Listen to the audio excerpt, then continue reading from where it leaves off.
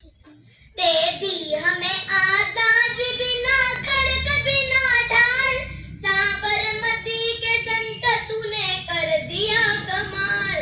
आंधी में भी जलती रहे गांधी तेरी मशाल, साबरमती के संत तूने कर दिया कमाल।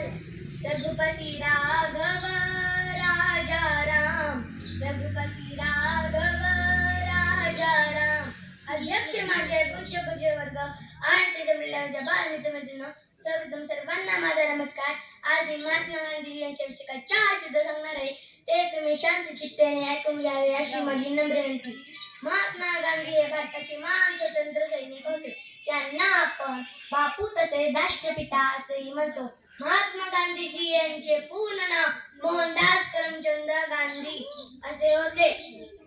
महात्मा गांधीजी यांचा जन्म 2 ऑक्टोबर 1869 रोजी गुजरात मधील पोरबंदर या गावी झाला।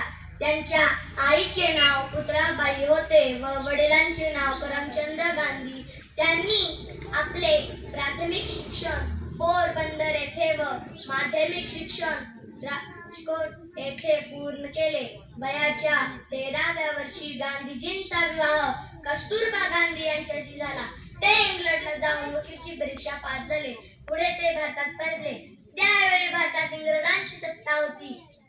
महात्मा गांधींनी देशाला स्वातंत्र्य मिळवून देण्यासाठी अथक परिश्रम केले। त्यांनी इंग्रजांविरुद्ध असहकार आंदोलन, सविनय कायदेभंग, दांडी येथील मिठाचा सत्याग्रह, चले जा, भारत छोडो अशा घोषणा देत इंग्रजांना सळकी पळव करून सोडले। अखेर अनेक प्रयत्नांमुळे व महात्मा गांधींच्या नेतृत्वामुळे देश स्वतंत्र झाला। महात्मा गांधींनी देशाला स्वातंत्र्य मिळवून देण्यासाठी सत्य व अहिंसेचा मार्ग निवडला। ते फक्त देश स्वतंत्र करण्यासाठी झटले नाही, तर देशाला स्वावलंबी बनवण्यावर त्यांनी भर दिला। त्यांची राणी साधी व विचार उच्च होते। त्यांनी परकीय वस्तूंवर बहिष्कार घातला व स्वदेशी वस्तूंच्या वापरावर भर दिला। दुर्दैवाने 30 जानेवारी 1948 रोजी महात्मा गांधींनी या जगाचा अखेरचा निरोप घेतला। महात्मा गांधींचे संपूर्ण जीवन आदर्श होते। त्यांनी जगाला सत्य व अहिंसेची मोलाची शिकवण दिली।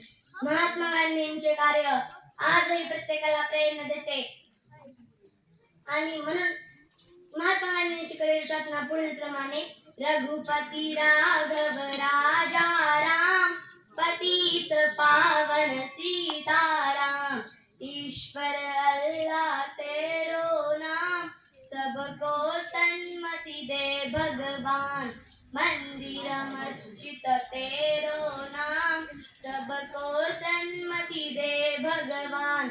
आणि म्हणत सांगतो, थोर महात्मे होऊन गेले, चरित्र त्यांचे पहा जरा, आपण त्यांच्या समान व्हावे, हात सापडे बोध करा, हात सापडे बोध करा।